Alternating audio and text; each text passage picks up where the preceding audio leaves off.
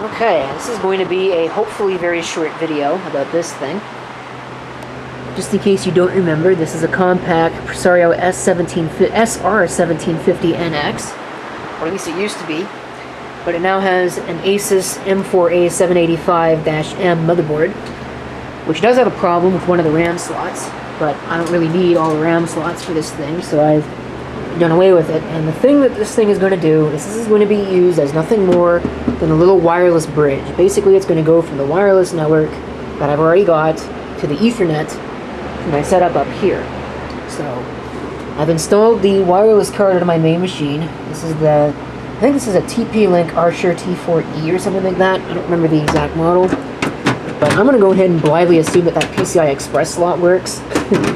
And we'll give this a try. Put the cover on. And I gotta go find the keyboard and all of that. Okay. Now the other thing I did is I replaced the SSD with a hard drive. But I'm still using the existing Windows install. The reason why I did that is because there's no real reason to have an SSD in this thing. There's no performance, benefits or anything like that, because it's really not going to get used for much. So I mean, what's the point in having an SSD in here when it's not going to get used for much? So I could use that SSD for something else. We just got to get the wireless card installed. I think I still have the driver disk in here somewhere. Alright, believe it or not, I actually did find the disk. So we'll see if it actually still works. I think this is the disk for this one and not the other one. Of course, we'll see if this optical drive even works. Which it's starting to look like it doesn't. That's rather annoying. Yeah, I might end up replacing that optical drive.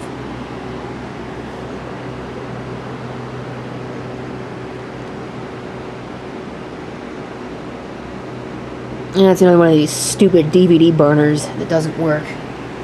LG, what a surprise, really. Or I may just not even use the disc.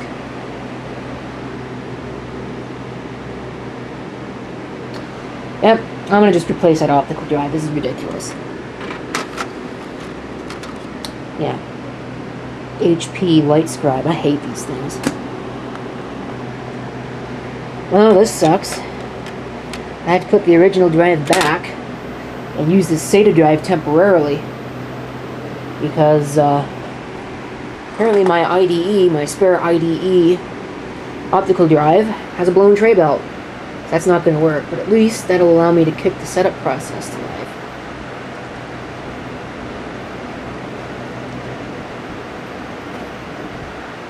Yeah, it's definitely the Archer T4E. Alright. Initializing. It's reading the disk. Let's see how long this takes.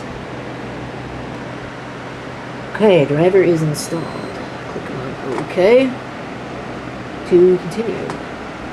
And I can now connect to my wireless.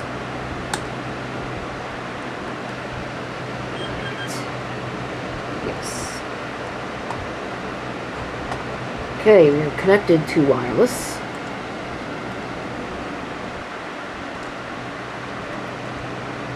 Looks good. 390 megabits a second. Not bad. I think I could probably do a little bit more, but this should be good to go. Click on OK. Now on the Ethernet, we should be sharing. And this thing is plugged into that. So if I come over here and I disconnect that,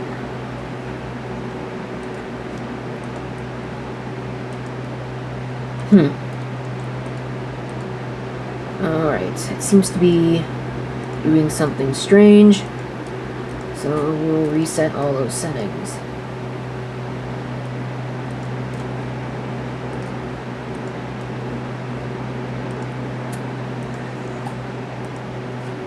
Identifying.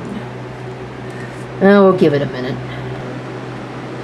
Okay, so I don't know what the deal was with that, but I had to reboot both that machine over there and this one in order to get it to work. I thought that was something that just worked out of the box. Guess not. But we have internet connectivity.